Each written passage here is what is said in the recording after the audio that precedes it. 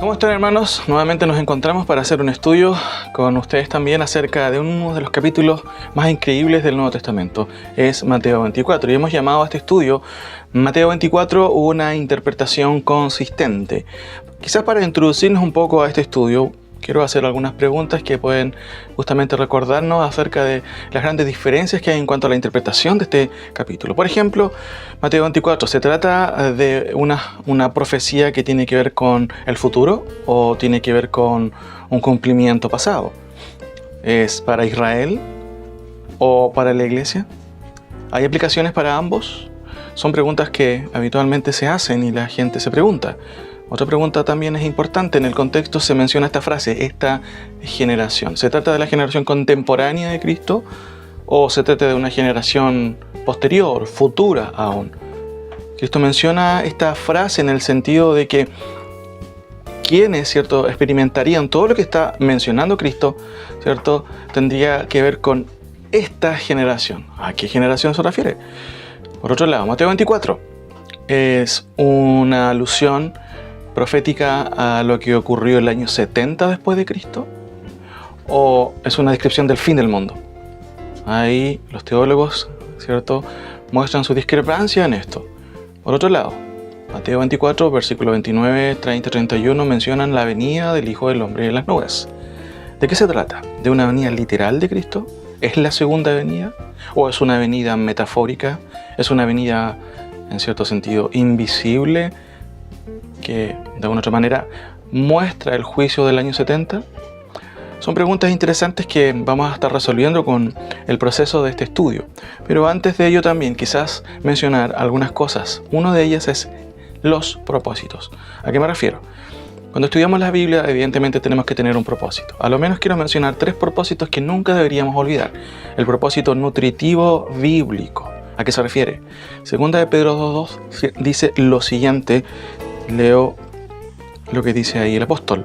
Desechando pues toda malicia, todo engaño, hipocresía, envidias y todas las detracciones, desead como niños recién nacidos la leche espiritual, no adulterada, para que por ella crezcáis para salvación, si es que habéis gustado la benignidad del Señor. Esto fue lo que el apóstol Pedro escribió a sus destinatarios originales, pero también tiene una aplicación directa para nosotros. Desechando, ¿cierto? Es un participio, tiene la idea de una constante, ¿cierto? Es una actitud cristiana. Deberíamos siempre estar examinando, como Pablo también lo dice en otra de sus cartas. Pero miren lo que continúa diciendo el apóstol Pedro.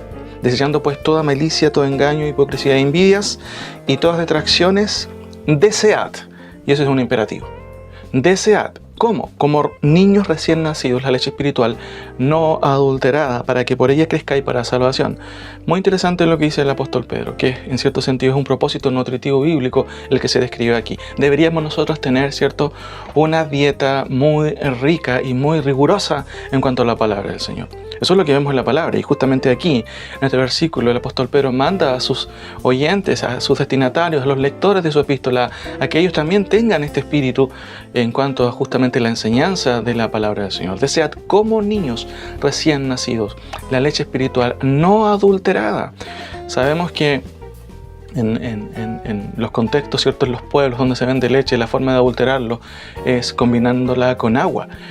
Los niños obviamente tienen quizás en su paladar un detector sobre una leche a lo mejor que es aguada, que es superficial.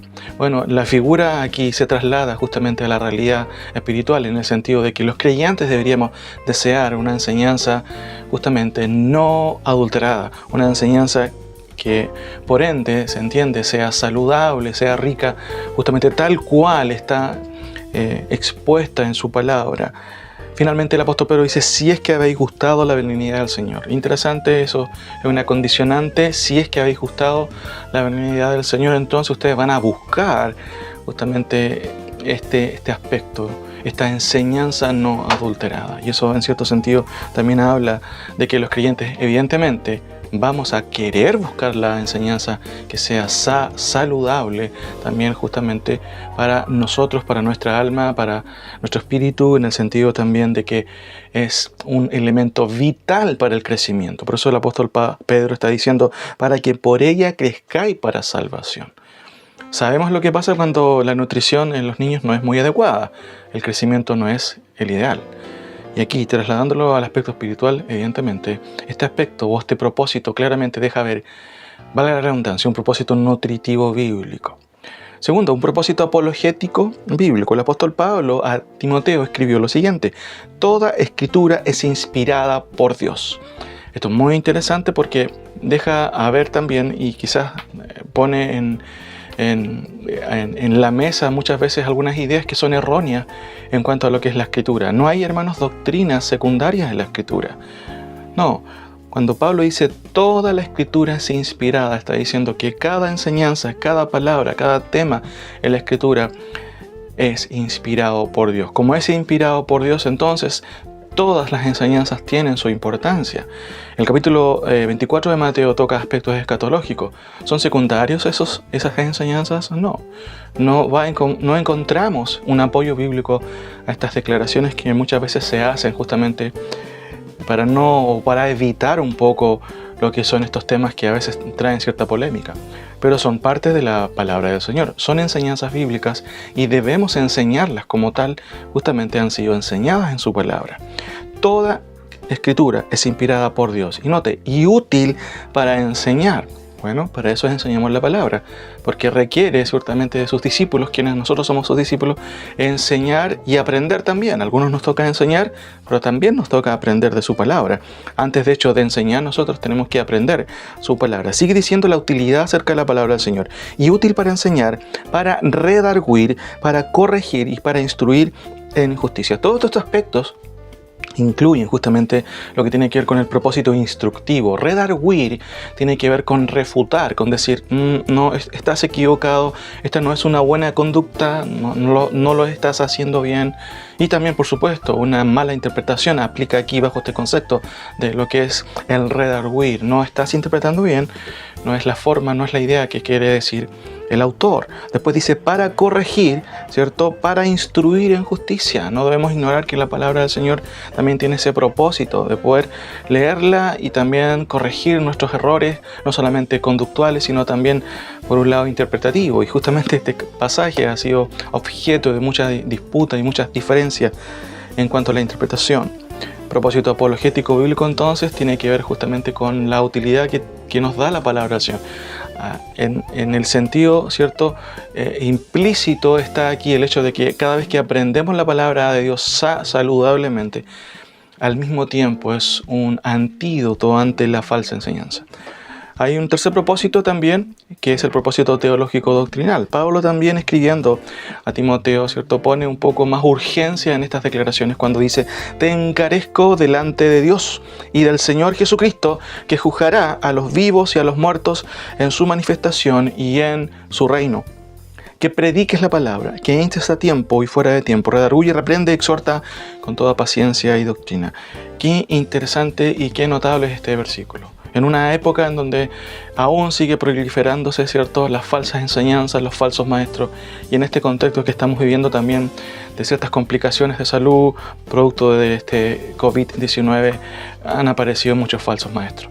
El apóstol Pablo, en el contexto del primer siglo, también observó esto, y por eso justamente llamó a Timoteo.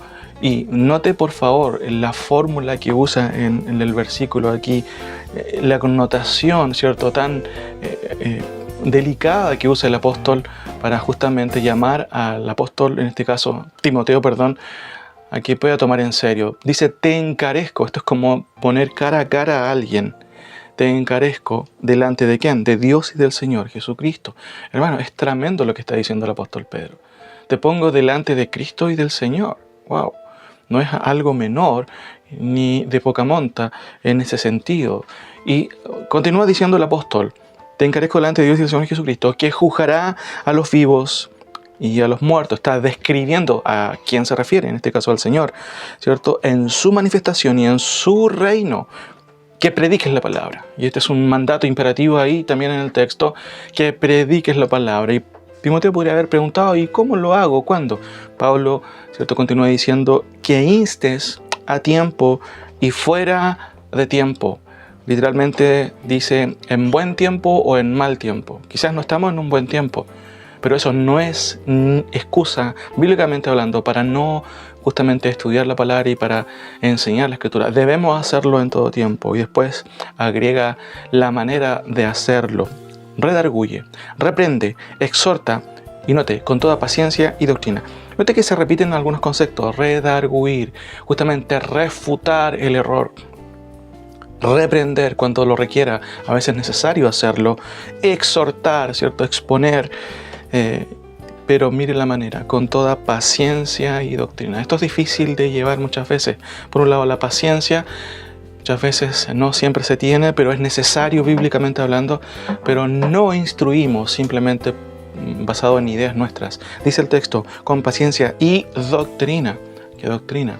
Evidentemente, la doctrina apostólica que encontramos en su palabra. Propósitos entonces, tenemos a lo menos 3, y esto es un buen recordatorio para cada estudio que tengamos, que abordemos. Debemos, ¿cierto?, siempre pensar que necesitamos nutrirnos, pero no solamente nutrirnos con cualquier alimento, con una leche espiritual que no sea adulterada.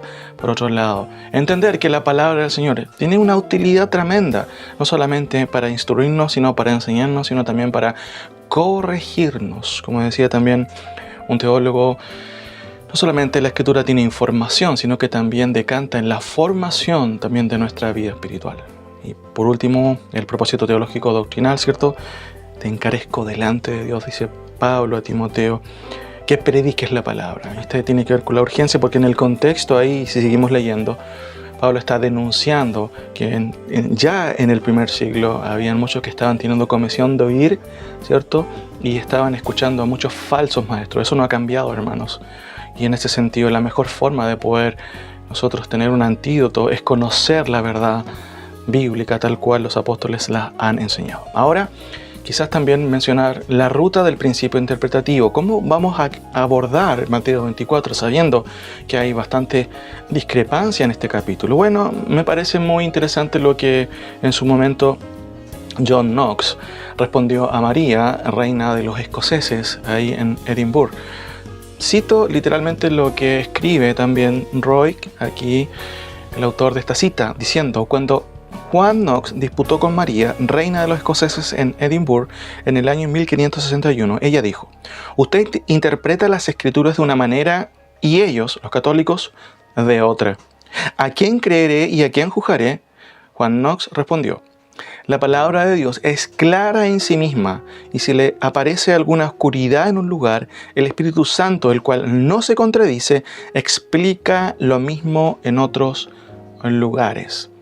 Tremenda cita, porque de alguna otra manera nos ayuda a comprender también cómo es que nosotros queremos justamente hacerlo, cómo es que queremos abordar también el texto. Por eso hemos planteado también la siguiente frase o el siguiente extracto para poder describir cómo es que queremos justamente llevar a cabo este abordaje de Mateo 24. Aquí, como principio apologético, entonces, considerando los errores históricos hermenéuticos, dejar que el texto bíblico sea quien finalmente sea el juez de todo el asunto por medio de una hermenéutica consistente y coherente, que es lo natural al acercarnos a un texto, especialmente la palabra del Señor. Dice que es regida por el principio básico de la interpretación bíblica ortodoxa, que es histórica, que lo define este latinismo: Escritura sacra sui ipsius interpres. Esto es, la escritura sagrada es intérprete de sí misma, cuestión que fulgura por medio del incuestionable consenso teológico de las Escrituras. ¿Qué estamos diciendo? Que, hermanos, la Escritura se interpreta a sí misma y hay un consenso increíble, especialmente cuando nos referimos al cuerpo escatológico escritural. Hay muchos pasajes, ya sea en el Antiguo y en el Nuevo Testamento, que concuerdan increíblemente, y eso se debe a que el editor detrás, el Espíritu Santo, justamente era uno solo, el Espíritu Santo, valga la redundancia, y con ello tenemos una Escritura evidentemente que es coherente desde el principio hasta el final, y por ende sus enseñanzas también son coherentes y consistentes con la interpretación también que se espera que se haga con respecto a la palabra del Señor. Una interpretación, nos adelantamos a decir, gramático, histórico, literal, que es la única que puede hacer justicia al texto sin justamente caer en una interpretación deficiente justamente de las Escrituras. Ahora, Para abordar el pasaje y este capítulo que queremos estudiar con ustedes, vamos a hacerlo también con un paradigma comparativo. Siempre es bueno tener comparaciones. Habitualmente, por medio de comparaciones, el apóstol Juan, por ejemplo, enseña en sus epístolas ahí las tinieblas, ¿cierto? La luz. Es muy interesante eso. En todo estudio también es útil hacerlo de manera comparativa, y en vista de que hay tantas voces con respecto a Mateo 24, hemos escuchado muchas interpretaciones de Mateo 24, bueno, es necesario también de nuestra parte también poder comunicar, poder enseñar qué es lo que creemos enseña la Escritura coherentemente. El paradigma comparativo que vamos a usar entonces es la interpretación reformada, ya sea milenarista o postmilenarista de Mateo 24. Y queremos justamente ir de la interpretación inconsistente que notamos también en muchos de nuestros hermanos, que no son herejes, agrego, por supuesto y aclaro, a la coherencia escritural. ¿Cómo queremos hacer eso? Bueno, con una hermenéutica inconsistente, dejando ver cómo es una hermenéutica inconsistente hacia una hermenéutica consistente, por otro lado, interpretando las escrituras con las escrituras, para que notemos que eso nos arroja lo que es la teología bíblica de muchas doctrinas. La teología bíblica no es algo que se imponga al texto, sino que producto de la lectura normal y llana y natural de la escritura, la misma escritura va indicando, ¿cierto?, en sus diferentes aspectos, diferentes libros, el consenso justamente teológico de alguna doctrina particular. Y eso es lo que también tiene que ver con lo que es la teología bíblica. Hay una concordancia en los autores bíblicos, y eso se debe justamente a la inspiración verbal y plenaria de las Escrituras. También queremos abordar el capítulo, cuando lo requiera, también versículo a versículo, y esto nos va a llevar a una exégesis también coherente. Si la interpretación hermenéutica desde el comienzo, ¿cierto?, es rigurosa y es coherente, evidentemente la exégesis debe ser también de la misma categoría, debe ser coherente. Ahora, y siguiendo quizás con las explicaciones, ¿cómo vamos a abordar justamente este pasaje? Mateo 24, vamos a verlo en los siguientes temas que vamos a estar dando, pero antes tenemos que abordar otra cosa. Y si queremos, ¿cierto?, justamente aludir también a otra escuela interpretativa, que es la escuela reformada, en este aspecto que incluye la interpretación milenarista y postmilenarista de Mateo 24, tenemos que entender algunas cosas de esta escuela, y eso es lo que queremos hacer, explicando estos tres grandes paradigmas justamente para comprender la interpretación que muchos otros hermanos también hacen de Mateo 24, pero de una manera muy diferente. Muchas veces cuando uno va leyendo, consultando y estudiando, se va dando cuenta que hay interpretaciones que son muy, muy dispares en cuanto a Mateo 24. ¿Cómo entenderlas? No es fácil y llegar justamente y decir, esto no está bien interpretado, sin entender las razones, y eso queremos nosotros hacerles ver. Muchas veces se habla de la espiritualización de la escuela reformada. Algo de ello es cierto, sin duda, pero si no entendemos por qué razón llegan a ciertas conclusiones de esa manera, bueno, quizás no entendemos justamente también las acusaciones en cierto sentido, o de alguna otra manera las puntualizaciones que ellos hacen de la interpretación que nosotros tenemos, que en muchos casos también ellos la califican como errada. Entonces es muy interesante que en este tema, si no se entienden también los trasfondos, es muy difícil comprender cómo es que unos y otros justamente llegan a tales conclusiones. Por eso que en el caso que estamos estudiando, y vamos a usar el paradigma comparativo de la interpretación reformada, una de las cosas que debemos entender, y yo quiero explicar en temas separados estos tres conceptos. Primero, la teología del reemplazo, o lo que se llamó después supersesionismo, que es una cuestión que claramente tiene que ver y mucho con la interpretación reformada. A veces los hermanos reformados tratan de desmentir esta declaración, pero un estudio histórico, y eso es lo que vamos a ver acerca de la teología del reemplazo, claramente revela justamente que sí, esto influyó en la interpretación reformada. ¿Qué es la teología del reemplazo? Vamos a estar viéndolo en nuestro tema sucesivo. Otra cosa importante y quizás lo más clave es la teología del pacto. Este es el kit de la hermenéutica reformada. Si no comprendemos cómo los hermanos justamente interpretan la Escritura, se debe especialmente muchas veces a la escuela reformada, es que no entendemos cómo funciona la teología del pacto. Y yo quiero también en un segundo tema también explicar a grandes rasgos qué significa la teología del pacto y realmente si esa es consistente o no con las enseñanzas de la Escritura.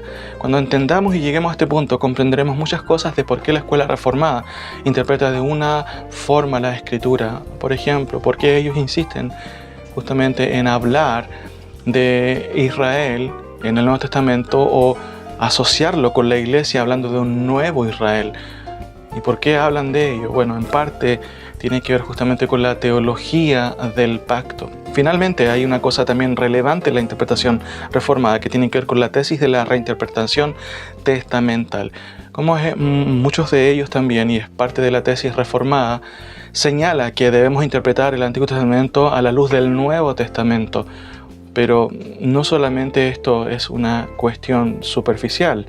Hay una cosa que tiene que ver con la reinterpretación. No solamente interpretar, sino que se reinterpreta y en algunos casos concretos simplemente se espiritualiza muchas profecías del Antiguo Testamento. ¿Por qué hacen eso? ¿Por qué llegan a esa conclusión? Bueno, también es importante verla en este sentido. Uno de los argumentos que ellos van a mencionar es que Cristo y los apóstoles justamente reinterpretaron el texto. Esa es una de las explicaciones de por qué ellos llegan a conclusiones totalmente diferentes, aún en Mateo 24, el pasaje que queremos estudiar. Sin embargo, estos tres aspectos son claves para entenderlo y yo quiero que los estudiemos por separado, no ahora, vamos a verlo punto por punto para que usted pueda entender cómo es que nuestros hermanos reformados interpretan y por qué llegan a interpretar pasajes como Mateo 24 de manera diferente. Sin embargo, antes de tocar estos tres aspectos, tengo que tocar otro aspecto, cierto, preliminar que tiene que ver con lo siguiente. Notamos ahí, después de estos tres aspectos vamos a ver el estudio de Mateo 24. Me refiero a las reglas del fairness, ¿cierto? Y los mitos dispensacionales. Es importante ver esto porque en cierto sentido es como limpiar un poco la mesa para poder desmentir algunas cosas, especialmente en esta conversación que estuvieron Nathan Anderson y Winston Medina. En especial el pastor Winston Medina dijo varias declaraciones que no son ajustadas a lo que es realmente el premilenarismo dispensacional, entre comillas pongo dispensacional, porque hay varias formas de dispensacionalismo. Quienes conocen justamente la historia se dan cuenta de ello. Sin embargo, tengo que aclarar en primera instancia que al menos a ambos hermanos no los vamos a calificar, por supuesto, como herejes, para nada. Hay que no confundir las cosas. Conozco un poco a Nathan Anderson, es un hermano que claramente observando justamente sus estudios, él es postmilenarista, uno puede observar la seriedad de sus estudios, también en cierto sentido también podemos ver esa rigurosidad, esa piedad también de poder interpretar el texto correctamente, y puedo hablar también quizás con algo de conocimiento. Él también es un hombre piadoso que trata también de justamente, igual que nosotros, de poder interpretar la Escritura de la manera en que hemos sido enseñados y que creemos es lo que enseñan. Entonces eso primero es bueno aclarar, no son hermanos herejes para nada. Conozco a Nathan un poco y puedo dar fe también que es un muy buen hermano y tiene muy buenos programas también justamente en su sitio. Por otro lado, no conozco quizás tanto al pastor Winston Medina, pero no veo una mala intención quizás en él, ni siquiera en ambos, de poder justamente discutir. Es bueno escucharles. Muchas veces, en el caso de quienes estamos estudiando y debemos estudiar estos temas, es bueno escuchar también nuestras posturas y también especialmente de personas que también se adhieren a estas posturas. Una cosa es leerlo en los libros, la otra es escucharlo de manera explicativa. Vuelvo a repetir, el caso del pastor quizás Winston Medina es el caso que voy a estar mencionando de manera más directa, porque él es el que hace declaraciones que encontramos que no son apropiadas también, o que no hacen justicia a lo que es la interpretación premilenarista, no con el afán obviamente de poder quizás entrar en una discusión, no, simplemente con el propósito de poder replicar lo que habitualmente se dice de la escuela dispensacional, no solamente que vemos aquí, sino también habitualmente en redes sociales a veces, o en conversaciones que uno tiene con hermanos reformados también, que muchas veces tienen una idea que básicamente tiene que ver con los mitos propios justamente y de las creencias falsas de lo que es el premilenarismo dispensacional. Sin embargo, esto lo vamos a ver en un segundo tema, porque ahora estamos haciendo una introducción.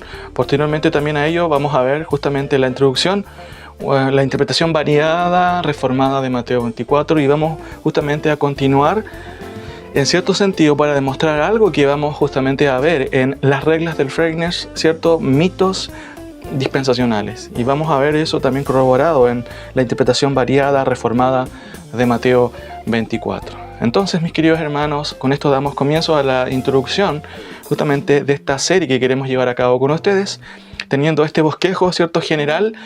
En primer lugar, nos encontramos y nos volveremos a encontrar, para la redundancia, en un siguiente tema, tratando especialmente esto de las reglas del Freigner, que tiene que ver con eso, tiene que ver con cómo tratamos justamente a la contraparte, y tiene que ver con las reglas de la justicia, con las reglas de la objetividad, con esta rigurosidad de poder citar correctamente a los autores contrarios, y en este sentido la única forma de poder no queremos caer, por supuesto, en una deficiente exposición de la posición contraria. Por eso, una de las formas de evitar justamente un error en esto es citar bibliografía, y eso es lo que vamos a estar haciendo y tocando también justamente los mitos dispensacionales, para de ahí justamente dar un salto y empezar a desarrollar todo lo que tiene que ver para poder comprender justamente cómo es nuestra contraparte en esto y cómo es que ellos llegan a interpretaciones totalmente diferentes. Así que, hermanos,